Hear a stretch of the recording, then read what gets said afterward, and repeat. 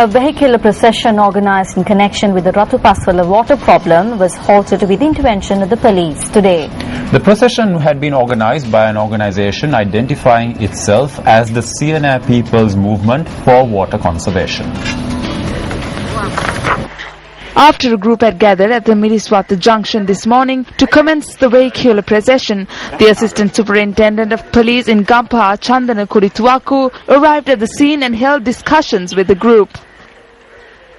මේ මිනිස්සුව හොඳ මානසික තත්ත්වයේ තියෙන්න ඕනේ. ඒක අවුල් කරන්න කාටවත් දෙන්න බෑ. දෙන්නේ ඉතින් ලොකු මානව හිමිකම් උල්ලංඝනය කිරීම සිද්ධ වෙනවා. මානව හිමිකම් මම හොඳට ඉගෙනගෙන තියෙන්නේ. මානව හිමිකම් දැනගෙන තමයි නීතියත් ඔබතුමාට වඩා දන්නා. අපි හඬ නගනකොට අපි නවත්තන්න ඕනේ. ඔය හඬ නැගීම තුලින් මහ ජනතාව කුපිත වෙනවා. ඒකෙන් වෙන්නේ මිනිස්සු ගහගන්න එක. ඒක ඔයාගේ හඬ නගන්න දෙන්න අපිට බෑ මෙතනදී. වචන දෙකයි තියෙන්නේ. යන්න දෙන්න බෑ. ගියොත් නීතිය ක්‍රියාත්මක වෙච්චරවා කැමැත්තක් කරා. ආයේ මේ එන්න එපා මේව කරගෙන. ඔය වාහන කට්ටියට කියන්නේ මේ වාහනවලට නැති ප්‍රශ්න නැතුව උසාවි ජීවිතේ රිමාන්ඩ් කරා කියලා පස්සේ දොස් කියන්න එපා. වාහන කට්ටියට කියන්නේ රීදුරු මහත්තුන්ට. Subsequently, the group that arrived to participate in the vehicular procession dispersed. Over 50 boats that set out to sea from Jaffna and Mullaitivu have been damaged as a result of rough seas caused by cyclone Phelan. Now, Director General of the Department of Fisheries, Nimal Hetarachi, said equipment belonging to about 700 fishermen in the area had been washed up to sea. 12 fishing boats from the Mullaitivu district were destroyed while 9 boats suffered partial damage. 29 fishing boats from Jaffna were damaged while 1 fishing boat which set out to sea from Katekadu was also damaged. While no fishermen lost their lives in this incident, the Director General of the Department of Fisheries said the boats which were damaged had been anchored when they were blown away with the strong winds.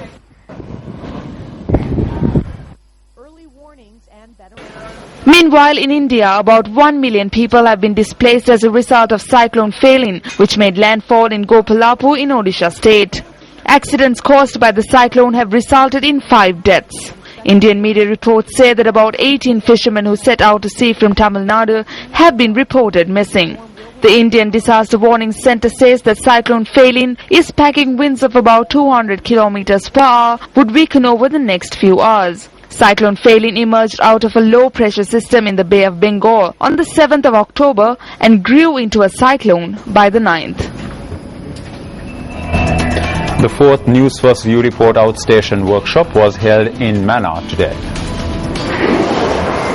A large number of aspiring citizen journalists from Mannar flocked to the Alaskar Mahavidyalaya in Mannar today to participate in the News First View Report workshop, which commenced at 10 a.m. News First resource personnel conducted programs during this workshop on news reporting and citizen journalism and imparted their practical and technical knowledge on the participants.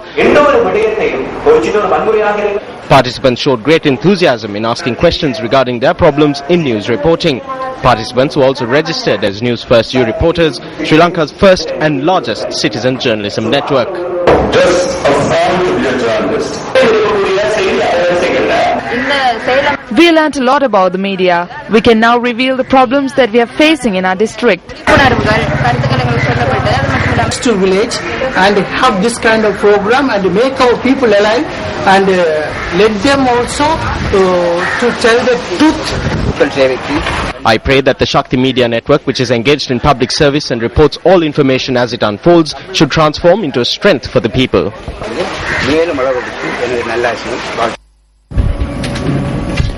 The Friday Forum, a group of concerned citizens, have appealed to President Mahinda Rajapaksa for the early publication of the inquiry reports on the Valikada and Vaunia prison riots. In a letter addressed to the President, the Friday Forum urges the President to make public the findings of the committee appointed by the Minister of Rehabilitation and Prison Reforms to investigate the events that took place in the Valikada prison in November 2012 that led to the deaths of 27 inmates. Noting that this report has been formally handed over to the Minister, the Friday Forum adds that the public has a right to be informed of the committee's conclusions and action to be taken by the officials responsible for the administration of the prison system. The Friday Forum also urges the President to make public the findings of the committee appointed to investigate the events that took place in the Vaunia prison in June 2012, resulting in the deaths of 2 inmates out of the 30 reported as injured. The Commonwealth rally organised in view of the 2013 Commonwealth Heads of Government meeting made its way from Varakapala to Kurunegala today on day 12 of its journey across the island. The rally is a joint initiative of MTV and MBC networks together with the Ministry of Mass Media and Information and Sri Lanka Youth.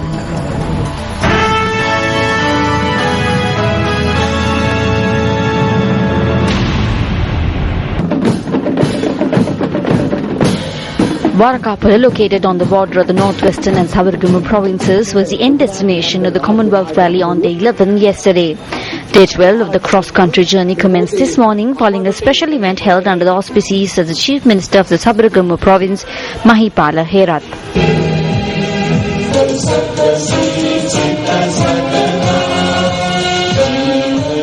The opportunity to host the 23rd Commonwealth Heads of Government meeting is a great source of pride and respect for our country. Give this message to the entire nation. The national flag of Kiribati, which was featured on the main flag staff of the main float of the procession, carrying the flags of the member nations of the Commonwealth, was lowered this morning, and the national flag of Lesotho was to be hoisted in its place by Chief Minister Mahipala Herath. However, the Chief Minister decided to grant the opportunity to a disabled war hero instead.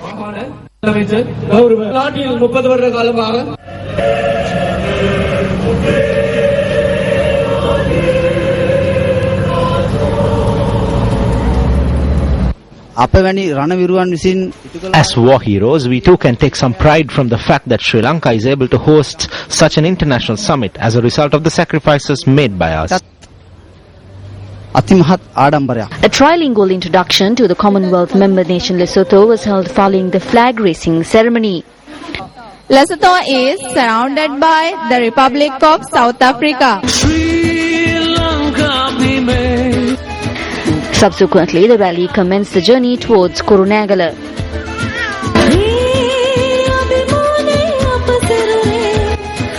Three-wheeler drivers also joined in the Chogam rally in Ambepusa.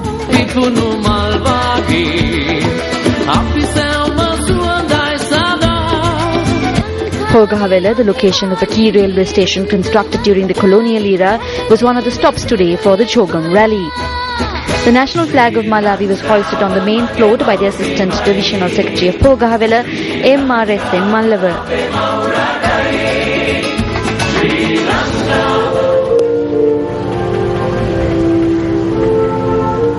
The Republic of Malawi is a landlocked country in South Africa. It is bordered by Zambia to the northwest. Subsequently, the Chogam rally arrived in its historic Etugalpura or modern-day Kurunegala. A musical concert was held in Kurunegala this evening. The Chogam rally will make its way from Kurunegala to Dambulla tomorrow via Galevala.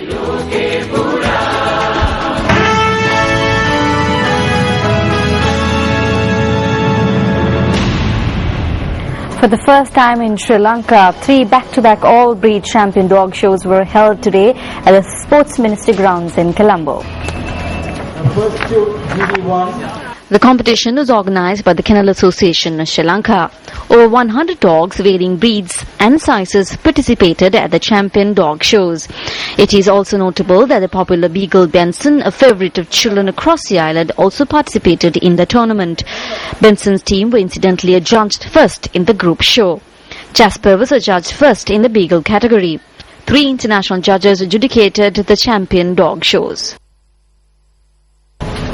The Pathfinder Foundation says that the construction of the Sampur power plant is a timely measure to meet the energy needs of the country. That's why the Executive Director of the Pathfinder Foundation, Lakshman Sirwardana, adds that the construction of Sampur power plant will also serve to further strengthen ties between India and Sri Lanka.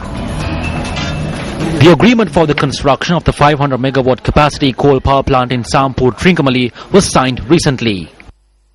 This is a vital project at this point of time because in the current generation volumes will not be sufficient to meet the demand beyond 2017. More crucial importance of this project is that Sri Lanka for the first time is getting a mega electricity generation project, coal-based project with foreign equity participation. The second aspect of this project is that it will reduce the monopolistic supply situation that prevailed earlier, and therefore there will be more space for competition in the future. You're with News First, and up next is a look at the bitter truth.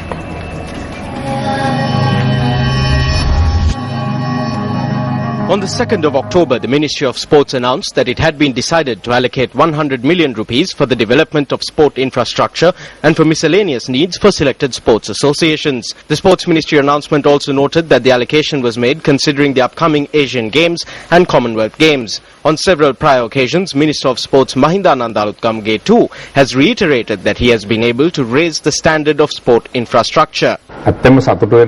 We are truly happy with the task we have accomplished for sports in this country within a short time frame. It was a very short time frame. I can tell you that we prepared a national policy within 2 years, and we were able to complete legal affairs that the ministry has been in need for about 10 years. I have seen everyone that has come in building fields in their districts, but for the first time we will construct 9 international standard stadiums for the 9 provinces, 25 sports complexes for the 25 districts, and 314 sports complexes for the 314 divisional secretariats. Work commenced on the Sugadadasa swimming pool complex, which was closed for 2.5 years and was completed by the 31st of April. At the same time, the track at the Sugadadasa stadium, which was laid several years ago, was replaced when I came in and was completed by the 31st of April. At the same time, work on the hockey turf that was dragging on has also been completed. It is questionable as to whether there has been significant development in sport over the past 2 years, as is claimed by the minister. A prime example of this is the current fate of the synthetic track at the Sugadadasa Stadium, which received a Grade 1 certification from the International Athletics Association. Although a sum of 37 million rupees was spent on the renovation of the Sugadadasa swimming pool complex, the Sports Ministry has been unable to affix an electronic timekeeper for over 2 years. Although work on the Jayathilaka Stadium in Navalapitiya, incidentally the Minister's electorate, has been completed under the Provincial Sports Complex project, the Vincent Dyer Stadium in Badulla, on which construction should have been completed over a year ago, is yet to be opened. 13 years have passed since the use-by date of the synthetic turf at the Nandimitra Hockey Stadium in Mathale, but a new turf is yet to be laid. Although new orders were introduced under the Sports Act for sports associations with the intention of bringing about good governance, it is no secret that under these orders, the Minister of Sports granted special permission for the tournament director of the 2011 Cricket World Cup in Sri Lanka, Suraj Dandenia,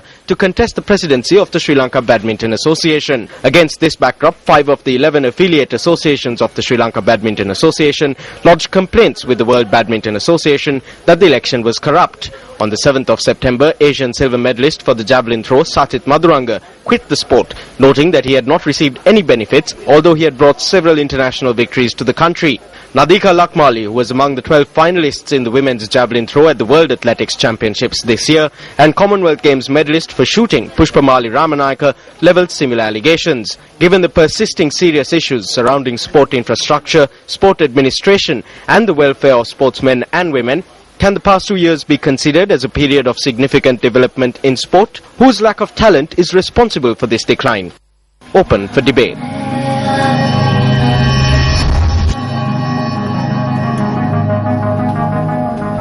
Sri Lanka's Rugby Sevens team clinched 3rd place in the 3rd leg of the Asian Rugby Sevens in Mumbai.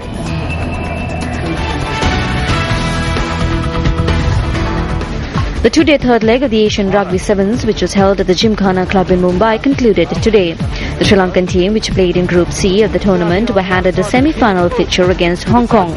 Hong Kong defeated Sri Lanka 33-19 to advance to the semi-finals, setting up a 3rd place clash between Sri Lanka and Malaysia. The Sri Lankans cemented their position 3rd place with a convincing 31-10 victory over Malaysia. Hong Kong went on to defeat Asian giants Japan and claim the cup of the 3rd leg of the Asian Rugby Sevens.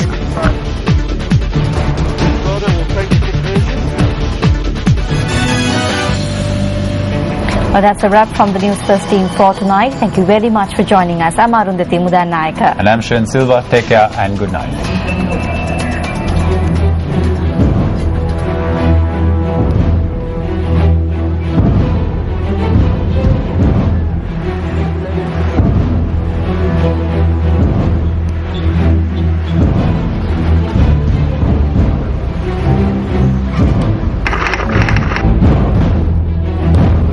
First at 9.